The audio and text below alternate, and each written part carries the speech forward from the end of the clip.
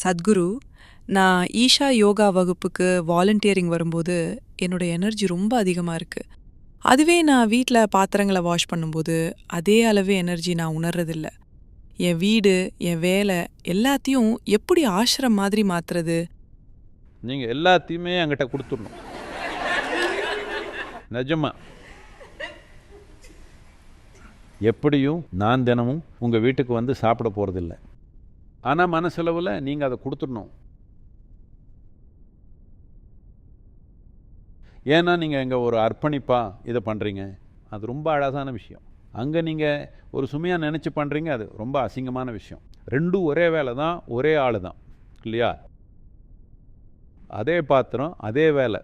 அதை ஆனந்தமாக்குறதும் பாதிப்பாக்குறதும் உங்க கையில தான் இருக்கு. நீங்க வீட்லயும் ஆஃபீஸ்லயும் கூட ஏன் அதை ஒரு அர்ப்பணிப்பா பண்ணக்கூடாது? எது உங்களை செய்ய விடாம தடுக்குது? நான் உங்களோடதை கேட்க மாட்டேன். நான் அங்கே வந்து உங்கள் சம்பளத்தை திருட மாட்டேன். நான் அங்கே வந்து உங்கள் சாப்பாடை சாப்பிட மாட்டேன். நீங்கள் ஏன் இதை ஒரு அர்ப்பணிப்பாக பண்ணக்கூடாது? இது ரொம்ப அழகாக வேலை செய்யும். உங்கள் மனநிலை மாறிட்டதால் மட்டும் அது அழகாக ஆகலை. எல்லாத்துக்கும் மேலே நீங்கள் அருளுக்கு பாத்திரமாக ஆயிடுவீங்க. அதுதான் ரொம்ப முக்கியமான விஷயம். உங்கள் வாழ்க்கையில் ரொம்ப ரொம்ப முக்கியமான விஷயம் அருளுக்கு பாத்திரமாகிறது. அந்த ஒன்று மட்டும் இல்லைன்னா இது ஒரு கஷ்டமான செயலாக இருக்கும். ரொம்ப கஷ்டம். நடக்காத காரியம் அது. நடக்காத காரியம்னு நான் சொல்ல மாட்டேன்.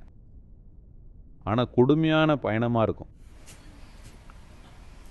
அருளோட போனீங்கன்னா ஆனந்தமாக சறுக்கிட்டு போகலாம். நீங்கள் நடந்து போக முயற்சி செஞ்சா அது கொடுமையான பயணம் ஆகிடும். நமக்கு நாமே வாழ்க்கையை கஷ்டமாக்கிக்கிறதுல என்ன பயன் இருக்குன்னு எனக்கு தெரியல. நீங்கள் எவ்வளோ பெரிய விஷயங்களை பண்ணுவீங்கன்னு நமக்கு இப்போ தெரியாது. நீங்கள் மவுண்ட் எவரெஸ்ட் ஏற போகிறீங்களா இல்லையா? 100 மீட்டர் 8 செகண்டில் இல்லை 7 செகண்ட்னு சொன்னோம் ஓடுவீங்களா இல்லையா? நீங்கள் போல்டு தோக்கடிப்பீங்களா இல்லையா? வெதர் நீங்கள் பில்லியனராக ஆவீங்களா இல்லையா நமக்கு தெரியாது.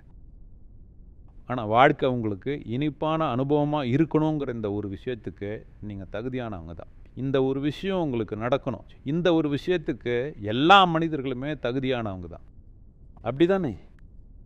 மற்ற விஷயங்களை அவங்க திறமைக்கு ஏற்ற மாதிரி, மற்ற எல்லா விஷயங்களும் அவங்கவுங்க திறமைக்கு ஏற்ற மாதிரி நடக்கும். வாழ்க்கையோட அனுபவம் உங்களுக்கு இனிமையானதாக இருக்கணும். இந்த ஒரு விஷயத்துக்கு மட்டும் எல்லா மனிதர்களும் தகுதியானவங்க. இது மட்டுமாவது நடக்கணும் இல்லையா? மற்ற விஷயங்கள் நமக்கு தெரியாது. அது நடக்கலாம், நடக்காமல் போகலாம். ஏன்னா அது பல யதார்த்தங்களுக்கு உட்பட்டு இருக்குது. நீங்கள் மட்டும் ஒரு காரணம் இல்லை. அந்த சூழ்நிலைகள் உங்களை பற்றினது மட்டும் இல்லை இல்லையா? அந்த சூழ்நிலைகளில் பல விஷயங்கள் இருக்குது. இந்த ஒரு விஷயம் நீங்கள் பண்ண முடியும். இந்த ஒரு விஷயம் நடந்தால் வாழ்க்கை ரொம்ப அழகாக இருக்கும். நம்ம திறமைக்கு ஏற்ற மாதிரி என்ன பண்ண முடியுமோ ஒவ்வொருத்தரும் அதை பண்ணுவோம். அவ்வளோதான் இருக்குது வாழ்க்கையில் இல்லையா?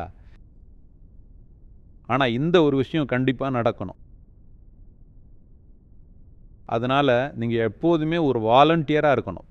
வாலண்டியராக இருக்கிறதுனா வாலண்டியர்னால் நீங்கள் உங்கள் வாழ்க்கையை விருப்பத்தோடு நடத்துகிறீங்க. அவ்வளோதான் அதுக்கு அர்த்தம்.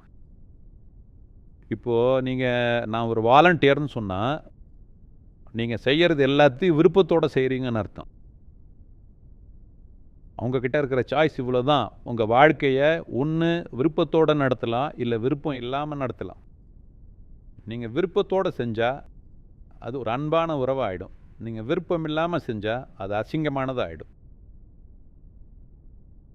நீங்கள் விருப்பத்தோடு செஞ்சால் அது உங்கள் சொர்க்கமாகிடும். விருப்பம் இல்லாமல் செஞ்சால் அது உங்கள் நரகமாகிடும். அப்படி தானே? அவ்வளோதான் வித்தியாசம் இல்லையா? நீங்கள் உங்கள் வாழ்க்கையில் எதே செஞ்சாலும் நீங்கள் விருப்பத்தோடு செஞ்சால் அது ரொம்ப அழகான விஷயம். உங்களுக்கு விருப்பம் இல்லாமல் அது நடக்குதுன்னா அது ரொம்ப மோசமானதாக இருக்கும். அப்படி தானே? அதனால் வாலண்டியர்னால் பாத்திரம் க்ளீன் பண்ணுறதோ, காய்கறி கட் பண்ணுறதோ இது அதுன்னு அர்த்தம் இல்லை. எல்லா சூழ்நிலையிலையும் விருப்பத்தோடு இருக்க கற்றுக்கிறது. வாழ்க்கையில் ஒவ்வொரு க்ஷணத்தையும் விருப்பத்தோடு செய்கிறது, விருப்பம் இல்லாமல் இல்லை. ஏன்னா விருப்பத்தோடு இல்லாத அந்த க்ஷணமே உங்களுக்கு ரொம்ப அழகான விஷயம். உங்களுக்கு நடந்தால் கூட அது உங்களுக்கு ஏதோ பாதிப்பு மாதிரி தான் உணர்வீங்க. ஆமாவா இல்லையா? உங்களுக்கு விருப்பம் இல்லை, ஆனால் நாங்கள் உங்களை பிடிச்சி சொர்க்கத்தில் தள்ளுறோம். நீங்கள் கஷ்டம்தான் படுவீங்க. நீங்கள் ஏற்கனவே சொர்க்கத்தில் இல்லைன்னு உங்களுக்கு எப்படி தெரியும்? உங்ககிட்ட ப்ரூஃப் இருக்கா? உங்கள் கையில் ஏதாச்சும் ப்ரூஃப் இருக்கா இது சொர்க்கம் இல்லைன்னு?